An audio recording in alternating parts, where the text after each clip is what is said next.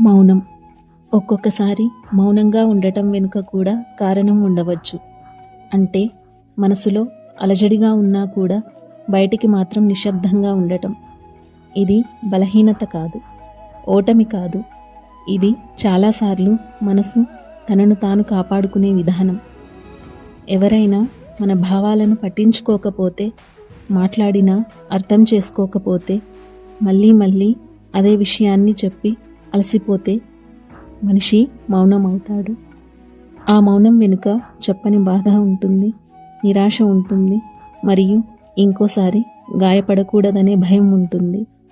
కొన్నిసార్లు మనిషి వాదించడం ఆపేస్తాడు, గెలవలేక కాదు, మనసు కోల్పోకూడదని. ఎమోషనల్ మౌనం అంటే దూరం కావాలనుకోవడం కాదు, అర్థం కావాలని ఎదురు చూడటం. ఎందుకంటే కొన్ని మౌనాలు వేల మాటల కంటే ఎక్కువ కథలు చెబుతాయి.